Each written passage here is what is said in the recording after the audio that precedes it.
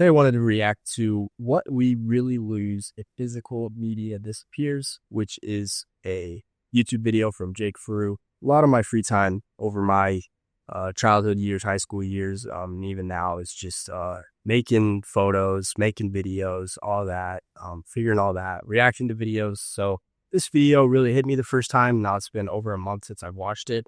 So I thought I'd watch it again and kind of give my amateur take on all this stuff, which, I'm not going to be reacting to much of the technicalities of how it was shot or lighting or anything like that, but more the ideas of it and how it relates to that. So excited to look forward to that. But Jake Frew, super cool. A lot of insightful videos. Doesn't upload too much, but when he does, it's pretty insightful and makes you think. So I definitely recommend him. But here we go.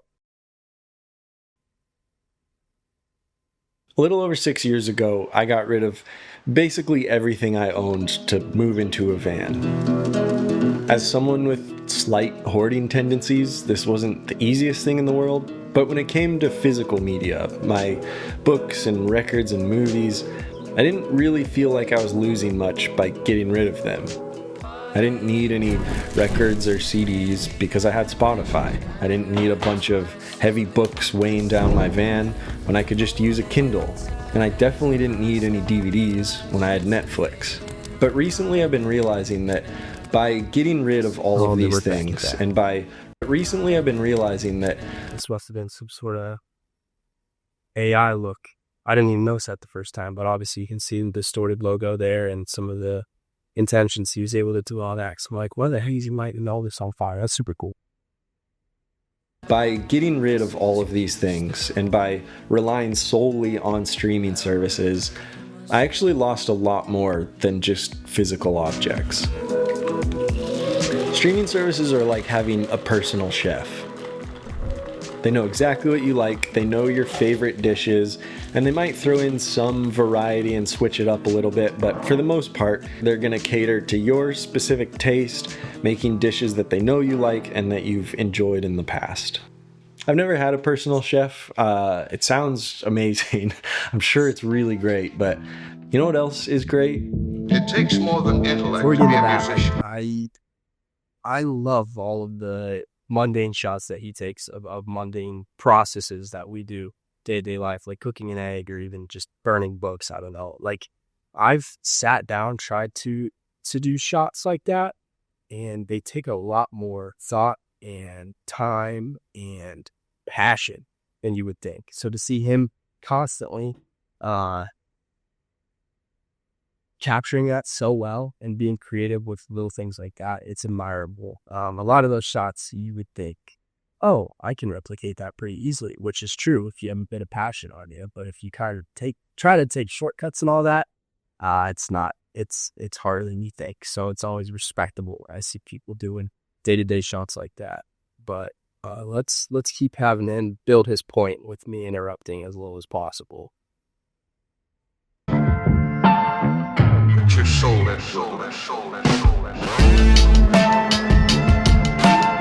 There's a joy to be found in the hunt that comes along with physical media. Streaming will never be able to replicate the feeling of digging through bins of old CDs for 99 cents each, or the feeling of finding the DVD of a movie that you had completely forgotten even existed.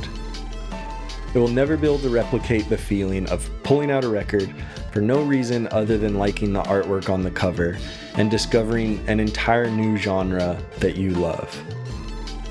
Now, do I always want to be hunting? No, but does that mean it's outdated and completely useless? Definitely not.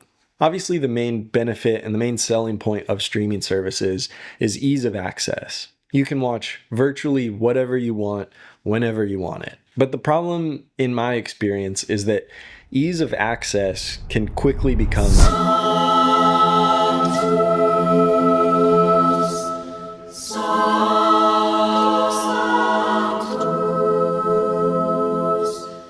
and eventually, overindulging in anything can become a problem. I don't know if he came up with that. Ease of access results in excess, but that has been super big part of my recent years.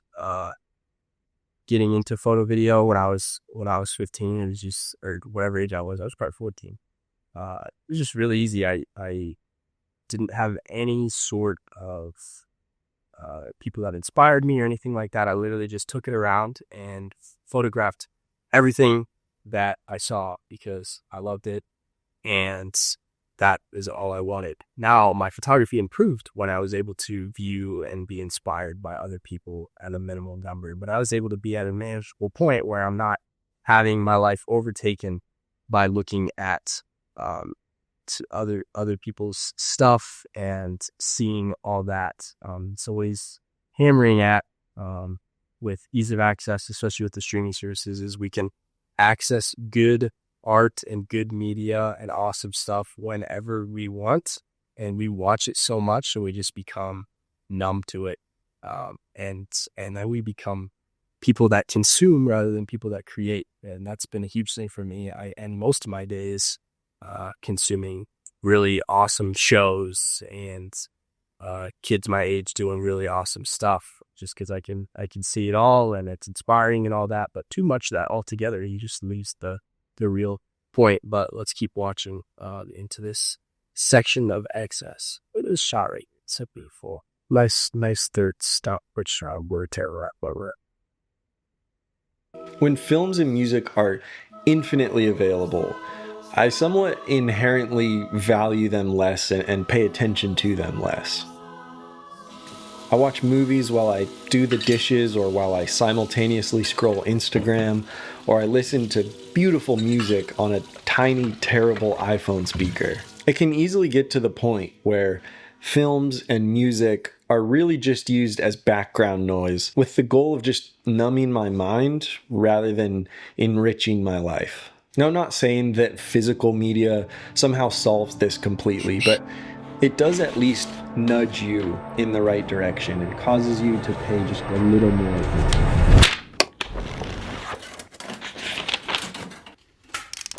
I'm telling you, those shots are way, way harder than you think. It's so fun to watch. We all have that one friend who will not shut up about vinyl, and how it's all about the ritual, the physical interaction with large album artwork, and how it encourages you to listen to the full album start to finish rather than skipping around. They claim that it's the inconvenience that makes it more enjoyable. And the worst part about that friend is that they're absolutely correct. Vinyl definitely encourages you to pay more attention to the music.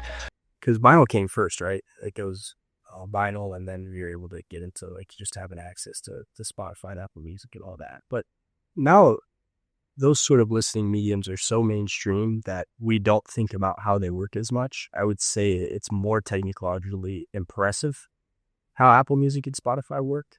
But it's funny that we think about how music works way more when we have to unpackage a vinyl, pull out the vinyl, look at all the grooves and wonder, how do these grooves mixed with this machine turn into this? That all that curiosity happens, and of course, people rave about the sound quality of the physicality of vinyl and all that. So yeah, those friends are exactly right, and I enjoy being around those type of people sometimes, although sometimes they're a little top. But a similar thing happens with all physical media. There's a level of inherent value and appreciation that comes when you pay money for a single piece of work and it takes up physical space in your home. And unlike streaming platforms, it's just so nice that physical media is not designed to be addictive. It just exists for you to enjoy, and when it's over, it's over. With all that said, I'm still so grateful that streaming exists. It's removed a lot of the gatekeepers from traditional media, and I think streaming actually enables the best version of physical media to exist. A fully digital world is kind of bland and a little bit sad, but too much clutter and owning things just for the sake of owning them is also a little bit sad. So I think there's a sweet spot somewhere in the middle there, and I'm implementing a couple strategies for myself moving forward to try and find that sweet spot. First of which I'm calling the wardrobe method. Similar to my clothing, where I have a set physical space to contain all of them, if I get too many clothes, I have to get rid of stuff so that it just fits in this space. I'm doing the same thing with my physical media. As long as I know how much space I'm willing to dedicate to each format, then I can sort of paint this self-portrait within that space and only fill it with my favorite things and have it be a continually evolving picture of what I like the most and what I think represents myself a bit. And the other thing that I've just started and will continue doing moving forward is making my own merch. I'm excited to start attaching something tangible to certain projects that I'm really proud of. And so to kick this off, my friend Dylan Root made some incredible designs based off of a few of my past films. They're up for sale on my website now, and those will only be available for 1 month. And then from there, moving forward, I'll be releasing occasional products for future films I make, as well as photozines and prints. I'm just so excited to dive more into creating tangible items when everything else I make is purely digital. Promotion right there. Yeah, you hit it right on the head. I just feel like when it's tangible, there's some sort of different style of reflective thoughts that come in. Another huge example with the media I produce is definitely just printing off a photo and seeing it elsewhere. It helps remove yourself from it. A lot of my photos will only stay as files, and it just doesn't feel like impressive. I don't know. But when you print off something and give it a look, there's a product there and you're able to see it and reflect on it, which I think is super huge. But I love diving in and overthinking little things like this. And I love people who do it too, even the way he intentionally thinks about his clothes and his belongings.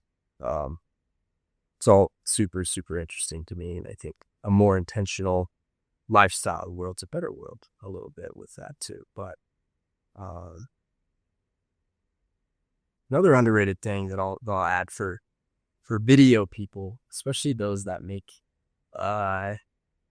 let's say lower quality stuff. I would consider myself mid quality stuff. I just shoot on a camera, I go in, I edit it, and I produce it. I've done it thousands of times, right?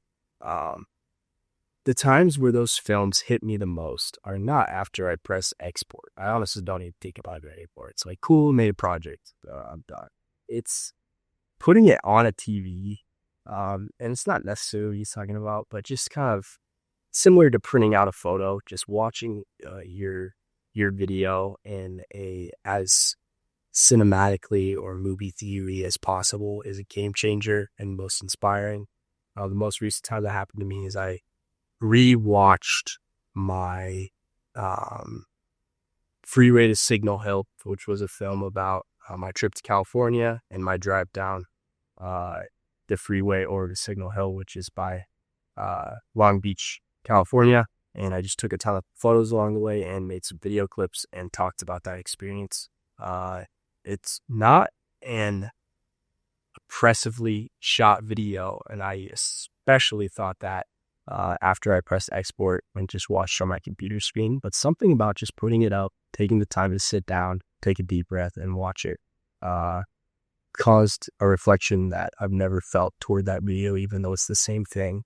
And obviously it being a few years ago helps too, but I don't always have that. So I'm going to use this video and these ideas to continue to admire what people are doing, as well as what I'm doing in different ways, and slowing down and limiting my access to these easy streaming services that allow for ease of access. As if I'm just consuming, I'm losing the fight.